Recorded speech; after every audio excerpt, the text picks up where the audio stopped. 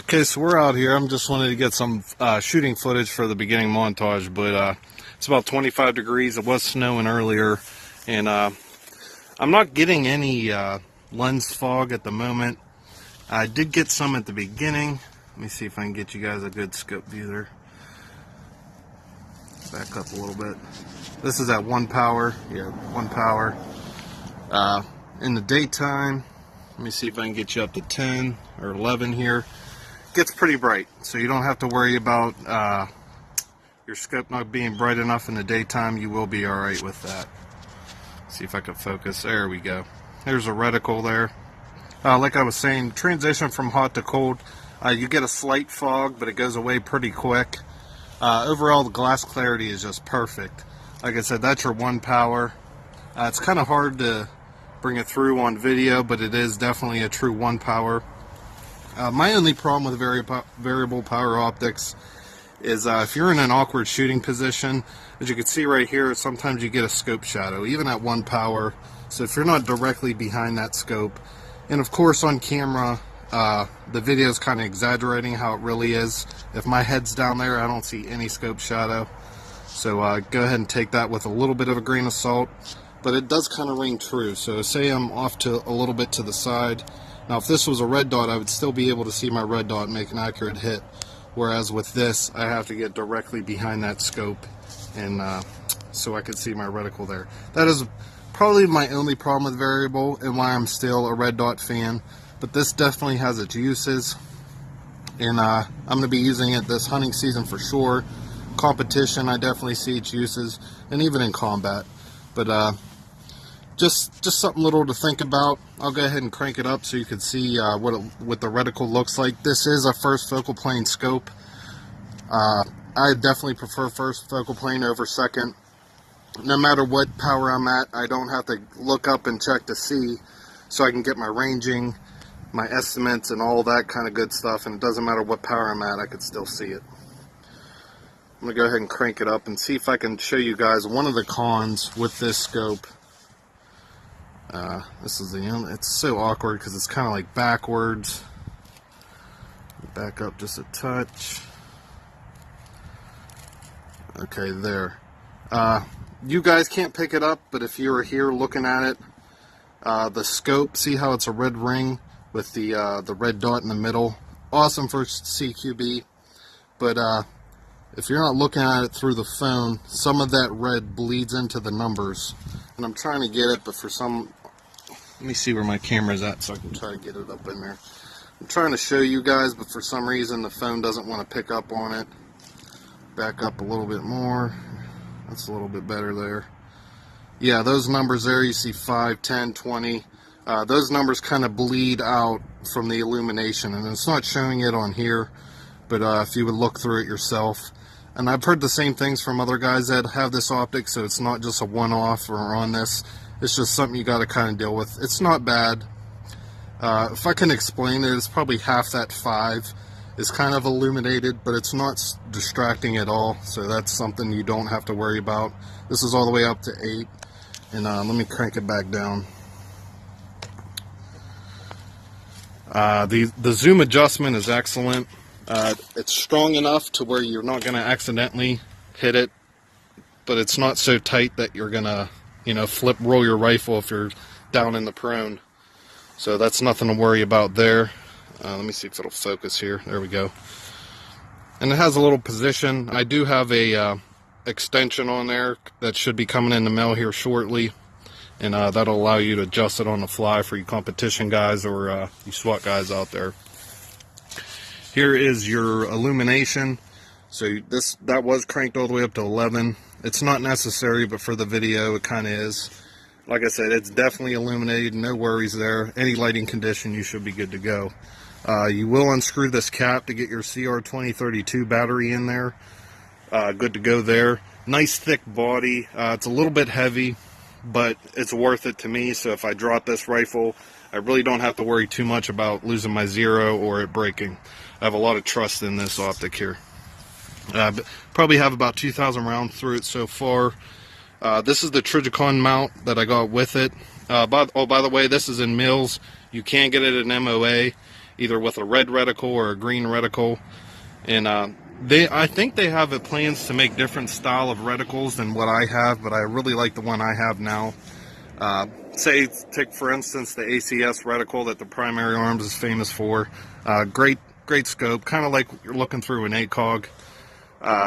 You could do this with a regular mill reticle. All you got to do is know your distance once you get zeroed, and you can use your mill tick marks as that compensation. Only difference is you just got to throw some time in and know where you're going to hit if you hold directly center mass, and you just got to figure out your drops, and then you're good to go. So it can work for you. It just takes more practice than just zeroing it once and then, you know, having a reticle that's already down for you. How these turrets work is it's down now, so I'm not going to bump it off my gear or anything. What you have to do is pull up on the turret, and then you can make your adjustments from there. Nice tactile grips, and nice strong clicks, so you're not going to make a mistake and say, oh, did that one click or not? You'll definitely feel it and you'll hear it. I apologize, but right now I'm by the highway, so you guys probably are not going to hear it. But it's easy as that. Then push it back down, good to go. When you want it, you can zero it when you first get it. What you do is unscrew this top here, take this top turret off, pop the thing up, and then all you do is slide it back to 0 to line up with that middle hash mark there, and push it back down, screw on your top, and then you're zeroed, so you can still make your adjustments from there, and you'd be good to go there. I'm pretty happy with it. Definitely a quality piece of kit. If you're looking for this one is a 1 to 8.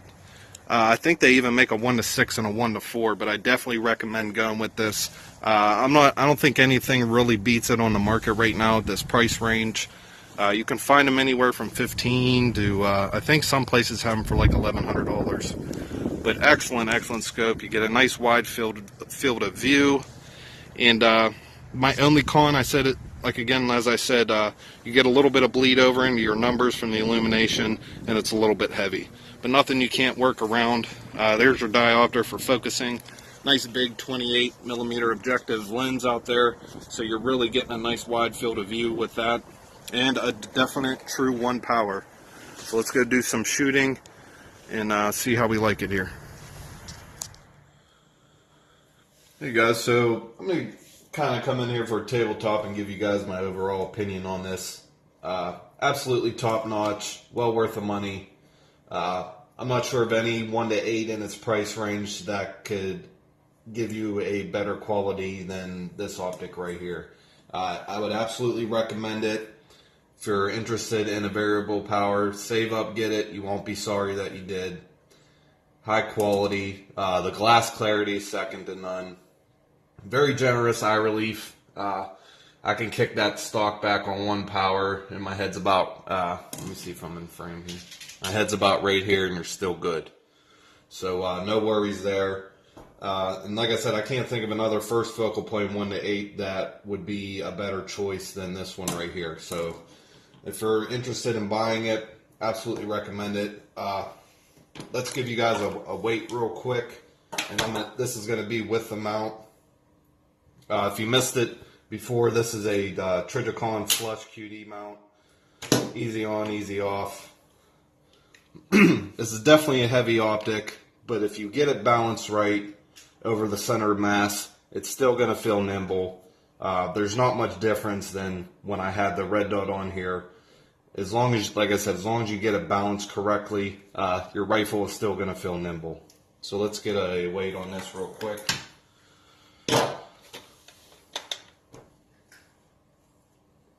This is with the mount. You're looking at about 2 pounds, 5.4 ounces. Let me see if, oh, it's not in frame for you guys. Here you go. 2 pounds, 5.4 ounces there. Like I said, that's with the mount. I think it's about 27 ounces or 25 ounces without the mount. Definitely heavy, but it's with that weight you're getting durability. And while I have this off, let's go ahead and show you guys how to zero this, how to set your zero stop. This one has it. I went ahead and made my adjustments and saved the zero process for you guys. So if you're interested, if you're just looking to see things about the Optic, it should come before this. So like I said, go ahead and buy it. You won't regret it. But for you guys that are still sticking around and still interested, I'll go ahead and show you how to zero this Optic.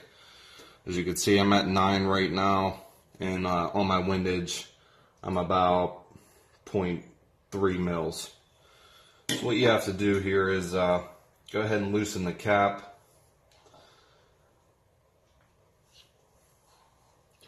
Make sure I'm in frame. Okay. Go ahead and loosen that cap up. This takes a second.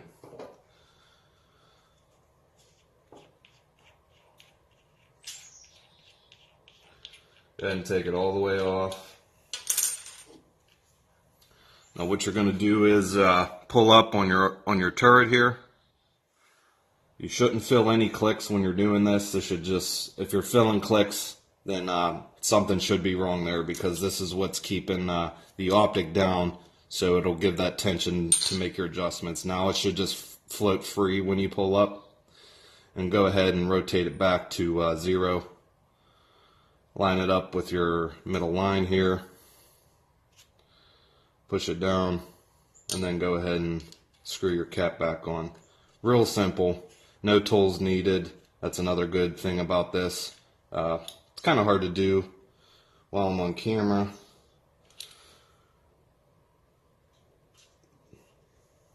But it's not hard to do if you're at home and not trying to do this while you're filming it. So no worries there, guys.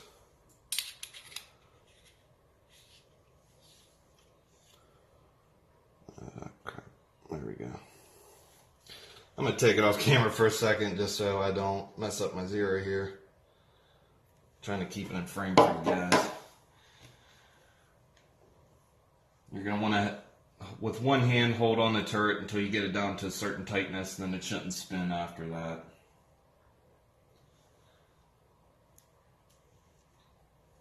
Yeah, see, it's starting to grab now.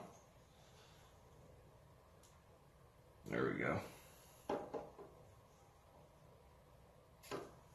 Got it tightened down. Now I can pull up and still make my adjustments. Can you guys hear those clicks there? Very tactile. It's hard to make a mistake with that, and then just push down and it locks it so you don't bump it on accident. Let me make sure this is nice and tight.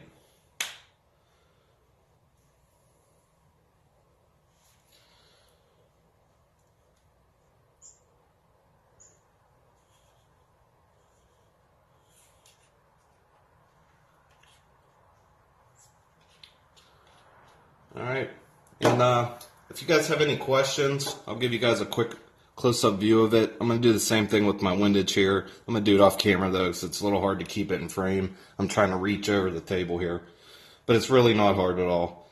I went ahead and ordered the lever up here to extend it to make it a little bit easier. I would recommend that as well. It gives you a generous knob anyway, but if you have gloves on, it's still a little bit harder to grab, so if that's a worry to you, go ahead and get that as well. But other than that, nice solid adjustments, very easy to turn, but it's not so easy that's going to turn on you without you wanting to do it. They hit that sweet spot with that. And yeah, highly recommend it, guys. Trijicon 1:8 by 28. Any questions, leave them in the comments. I'll be happy to answer and help you guys out. Hopefully you guys are interested in this Optic and this is the route you want to go, because I definitely recommend it. I don't see any, like I said before, I don't see anything else in the price range that would compare to it. I think Trijicon is leading the pack in the 1:8 series. Thanks for watching, guys. Take care. Like, subscribe, all that good stuff. Have a good day.